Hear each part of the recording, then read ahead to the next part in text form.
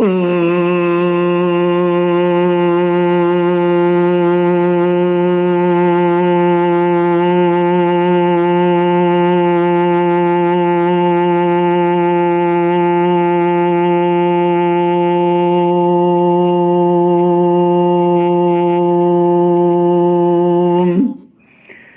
श्री गुरुचरण कमलेभ्यो नमः।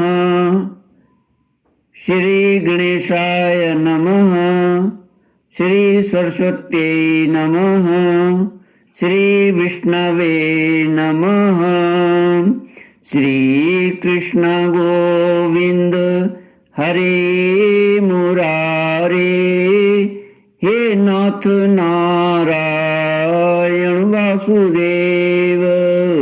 श्री कृष्ण गोविंद हरे मुरारे।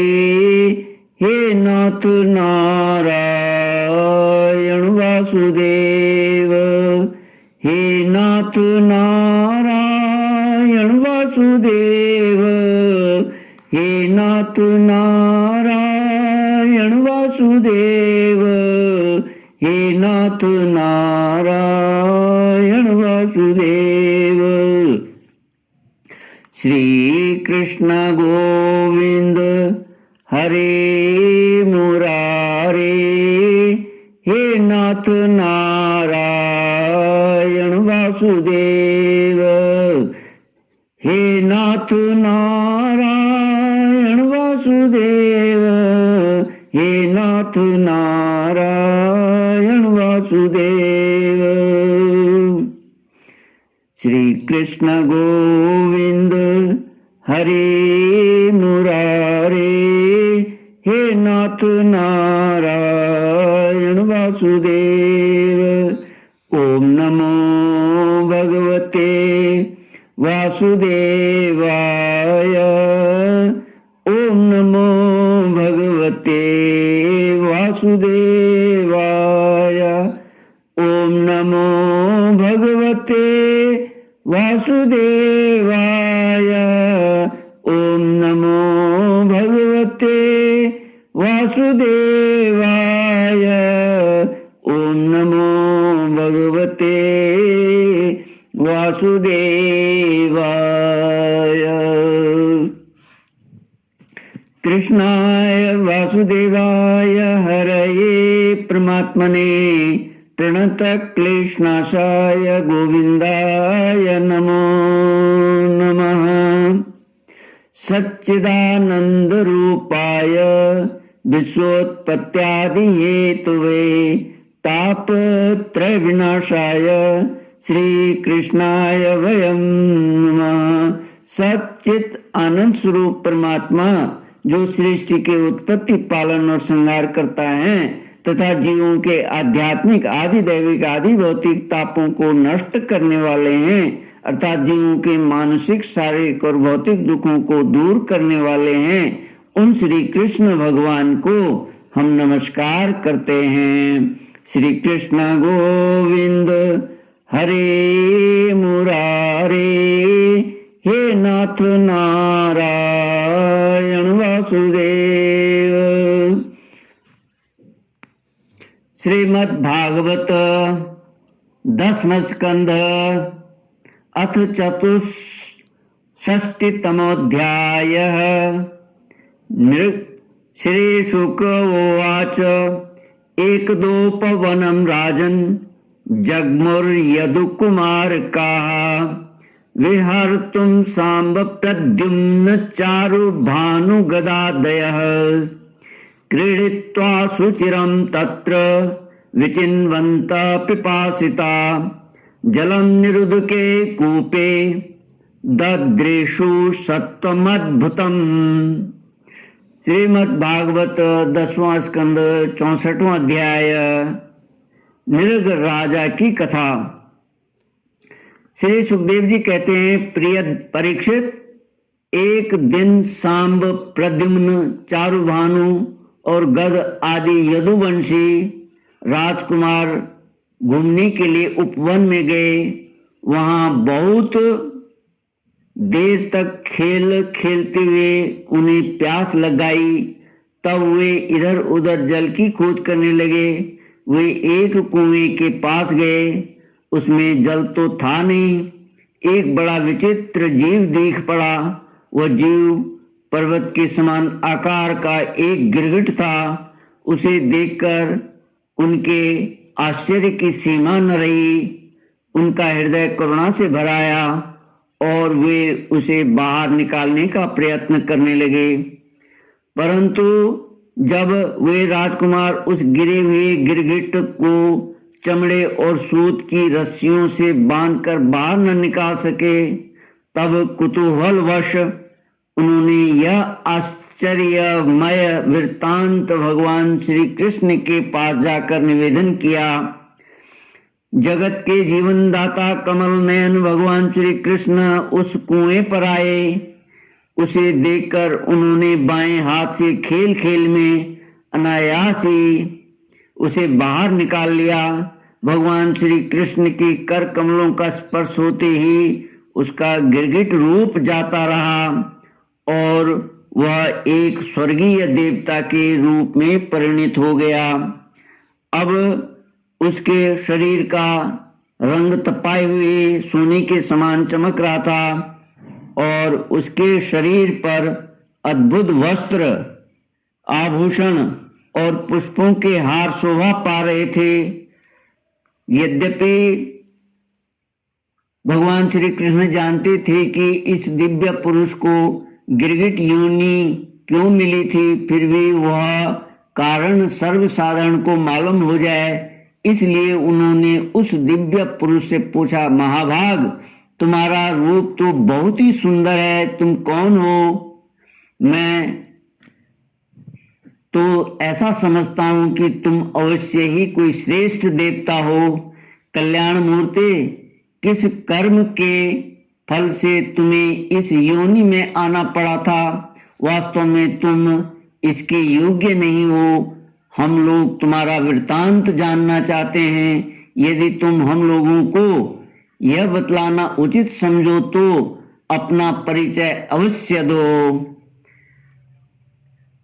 श्री सुखदेव जी कहते हैं, परीक्षित, जब अनंत मूर्ति भगवान श्री कृष्ण ने राजा नृग से, क्योंकि वे ही इस रूप में प्रकट हुए थे, इस प्रकार पूछा, तब उन्होंने अपना सूर्य के समान जाज्वल्यमान मुकुट झुकाकर भगवान को प्रणाम किया और वे इस प्रकार कहने लगे, श्री कृष्ण गोविंद हरे मुरारे, हे नाथ नारायण वासुदेव।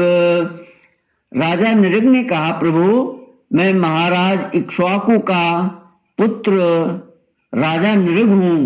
जब कभी किसी ने आपके सामने दानियों की गिनती की होगी, तब उसमें मेरा नाम भी अवश्य ही आपके कानों में पड़ा होगा। प्रभु, आप समस्त प्राणियों की एक एक वृत्ति के साक्षी हैं। भूत और भविष्य का व्यवधान भी आपके अखंड ज्ञान में किसी प्रकार की बाधा नहीं डाल सकता। अतः आपसे छिपा ही क्या है, फिर भी मैं आपकी आज्ञा का पालन करने के लिए कहता हूँ। भगवान, पृथ्वी में जितने धूलिकण हैं, आकाश में जितने तारे हैं और वर्षा में जितनी जल की धाराएं गिरती हैं, मैंने उतनी ही गौएं दान की थीं। वे सभी गौएं दुधार, नौजवान, सीधी, सुंदर, सुलक्षणा और कपिला थीं। उन्हें मैंने न्याय के धन से प्राप्त किया था। सबके 7 बछड़े थे। उनके सींगों में सोना मढ़ दिया गया था और खुरों में चांदी। उन्हें वस्त्र, हार और गहनों से सजा दिया जाता था। ऐसी गौएं मैंने दी थी। भगवान, मैं युवा अवस्था से संपन्न श्रेष्ठ ब्राह्मण कुमारों को, जो सद्गुणी, शील संपन्न, कष्ट में पड़े हुए कुटुंब वाले, दंभ रहित तपस्वी, वेद पाठी शिष्यों को विद्यादान करने वाले तथा सच्चरित्र होते वस्त्राभूषण से अलंकृत करता और उन गौओं को दान करता। इस प्रकार मैंने बहुत सी गौएं, पृथ्वी, सोना, घर, घोड़े, हाथी, दासियों के सहित कन्याएं, तिलों के पर्वत, चांदी, शैया, वस्त्र, रत्न, गृह सामग्री और रथ आदि दान किए। अनेकों यज्ञ किए और बहुत से कुएं, बावली आदि बनवाए। एक दिन किसी अप्रतिग्रही, दान न लेने वाले तपस्वी ब्राह्मण की एक गाय बिछुड़कर मेरी गौओं में आ मिली। मुझे इस बात का बिल्कुल पता न चला, इसलिए मैंने अनजाने में उसे किसी दूसरे ब्राह्मण को दान कर दी। मैंने अनजाने में उसे किसी दूसरे ब्राह्मण को दान कर दिया। जब उस गाय को वे ब्राह्मण ले चले तब उस गाय के असली स्वामी ने कहा, यह गौ मेरी है। दान ले जाने वाले ब्राह्मण ने कहा, यह तो मेरी है, क्योंकि राजा नृग ने मुझे इसका दान किया है। वे दोनों ब्राह्मण आपस में झगड़ते हुए अपनी अपनी बात कायम करने के लिए मेरे पास आए। एक ने कहा, यह गाय अभी अभी आपने मुझे दी है, और दूसरे ने कहा कि यदि ऐसी बात है तो तुमने मेरी गाय चुरा ली है। भगवान, उन दोनों ब्राह्मणों की बात सुनकर मेरा चित्त भ्रमित हो गया। मैंने धर्म संकट में पड़कर उन दोनों से बड़ी अनुनय विनय की और कहा, मैं बदले में 1 उत्तम गौएं दूंगा। आप लोग मुझे यह गाय दे दीजिए। मैं आप लोगों का सेवक हूँ। मुझसे अनजान में यह अपराध बन गया है। मुझ पर आप लोग कृपा कीजिए और मुझे इस घोर कष्ट से तथा घोर नरक में गिरने से बचा लीजिए। राजन, मैं इसके बदले में कुछ नहीं लूंगा। यह कहकर गाय का स्वामी चला गया। तुम इसके बदले में 1,00,000 ही नहीं 10,000 गौएं और दो तो भी मैं लेने का नहीं। इस प्रकार कहकर दूसरा ब्राह्मण भी चला गया। देवाधिदेव जगदीश्वर, इसके बाद आयु समाप्त होने पर यमराज के दूत आए और मुझे यमपुरी ले गए। वहां यमराज ने मुझसे पूछा, राजन, तुम पहले अपने पाप का फल भोगना चाहते हो या पुण्य का? तुम्हारे दान और धर्म के फलस्वरूप तुम्हें ऐसा तेजस्वी लोक प्राप्त होने वाला है जिसकी कोई सीमा ही नहीं है। भगवान, तब मैंने यमराज से कहा, देव, पहले मैं अपने पाप का फल भोगना चाहता हूँ। और उसी क्षण यमराज ने कहा, तुम गिर जाओ। उनके ऐसा कहते ही मैं वहां से गिरा और गिरते ही समय मैंने देखा कि मैं गिरगिट हो गया हूँ। प्रभु, मैं ब्राह्मणों का सेवक, उदार, दानी और आपका भक्त था। मुझे इस बात की उत्कट अभिलाषा थी कि किसी प्रकार आपके दर्शन हो जाएं। इस प्रकार आपकी कृपा से मेरे पूर्व जन्मों की स्मृति नष्ट न हुई। भगवान, आप परमात्मा हैं, बड़े बड़े शुद्ध हृदय योगीश्वर, उपनिषदों की दृष्टि से, अभेद दृष्टि से अपने हृदय में आपका ध्यान करते रहते हैं। इंद्रियातीत परमात्मन, साक्षात आप मेरे नेत्रों के सामने कैसे आ गए? क्योंकि मैं तो अनेक प्रकार के व्यसनों, दुखद कर्मों में फंसकर अंधा हो रहा था। आपका दर्शन तो तब होता है जब संसार के चक्कर से छुटकारा मिलने का समय आता है। देवताओं के भी आराध्य देव पुरुषोत्तम गोविंद, आप ही व्यक्त और अव्यक्त जगत तथा जीवों के स्वामी हैं। अविनाशी अच्युत, आपकी कीर्ति पवित्र है। अंतर्यामी नारायण, आप ही समस्त वृत्तियों और इंद्रियों के स्वामी हैं। प्रभु श्री कृष्ण, मैं अब देवताओं के लोक में जा रहा हूँ, आप मुझे आज्ञा दीजिए। आप ऐसी कृपा कीजिए कि मैं चाहे कहीं भी क्यों न रहूं, मेरा चित्त सदा आपके चरणों में ही लगा रहे। आप समस्त कार्यों और कारणों के रूप में विद्यमान हैं। आपकी शक्ति अनंत है और आप स्वयं ब्रह्म हैं। आपको मैं नमस्कार करता हूँ। सच्चिदानंद स्वरूप सर्वांतर्यामी वासुदेव श्री कृष्ण, आप समस्त योगों के स्वामी योगेश्वर हैं। मैं आपको बार बार नमस्कार करता हूँ। राजा नृग ने इस प्रकार कहकर भगवान की परिक्रमा की और अपने मुकुट से उनके चरणों का स्पर्श करके प्रणाम किया।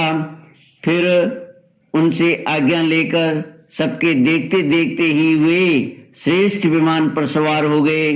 राजा नृग के चले जाने पर ब्राह्मणों के परम प्रेमी, धर्म के आधार देवकी नंदन भगवान श्री कृष्ण ने क्षत्रियों को शिक्षा देने के लिए वहां उपस्थित अपने कुटुंब के लोगों से कहा, जो लोग अग्नि के समान तेजस्वी हैं, वे भी ब्राह्मणों का थोड़े से थोड़ा धन हड़प कर नहीं पचा सकते। फिर जो अभिमानवश झूठ मूठ अपने को लोगों का स्वामी समझते हैं, वे राजा तो क्या पचा सकते हैं। मैं हलाहल विष को विष नहीं मानता, क्योंकि उसकी चिकित्सा होती है, परंतु ब्राह्मणों का धन ही परम विष है। उसको पचा लेने के लिए पृथ्वी में कोई औषध, कोई उपाय नहीं है। हलाहल विष केवल खाने वाले का ही प्राण लेता है और आग भी जल के द्वारा बुझाई जा सकती है, परंतु ब्राह्मण के धन रूप अरण्य से जो आग पैदा होती है वह सारे कुल को समूल जला डालती है। ब्राह्मण का धन यदि उसकी पूरी पूरी सम्मति लिए बिना भोगा जाए, तब तो वह भोगने वाले, उसके लड़के और पौत्र, इन 3 पीढ़ियों को ही चौपट करता है। परंतु यदि बलपूर्वक हट करके उसका उपभोग किया जाए, तब तो पूर्व पुरुषों की 10 पीढ़ियां और आगे की भी 10 पीढ़ियां नष्ट हो जाती हैं। जो मूर्ख राजा अपनी राजलक्ष्मी के घमंड से अंधे होकर ब्राह्मणों का धन हड़पना चाहते हैं, समझना चाहिए कि वे जानबूझकर नरक में जाने का रास्ता साफ कर रहे हैं। वे देखते नहीं कि उन्हें अधःपतन के कैसे गहरे गड्ढे में गिरना पड़ेगा। जिन उदार हृदय और बहुकुटुंबी ब्राह्मणों की वृत्ति छीन ली जाती है, उनके रोने पर, उनके आंसू की बूंदों से धरती के जितने धूलि कण भीगते हैं, उतने वर्षों तक ब्राह्मण के स्वत्व को छीनने वाले उस उच्छृंखल राजा और उसके वंशजों को कुंभी पाक नरक में दुख भोगना पड़ता है। जो मनुष्य अपनी या दूसरों की दी हुई ब्राह्मणों की वृत्ति उसकी जीविका के साधन छीन लेते हैं, वे 60,000 वर्ष तक विष्ठा के कीड़े होते हैं। इसलिए मैं तो यही चाहता हूं कि ब्राह्मणों का धन कभी भूल से भी मेरे कोष में न आए, क्योंकि जो लोग ब्राह्मण के धन की इच्छा भी करते हैं,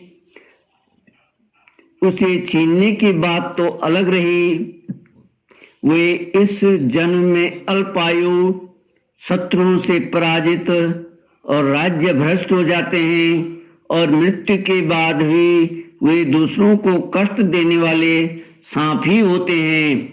इसलिए मेरे आत्मीयों, यदि ब्राह्मण अपराध करे तो भी उससे द्वेष मत करो।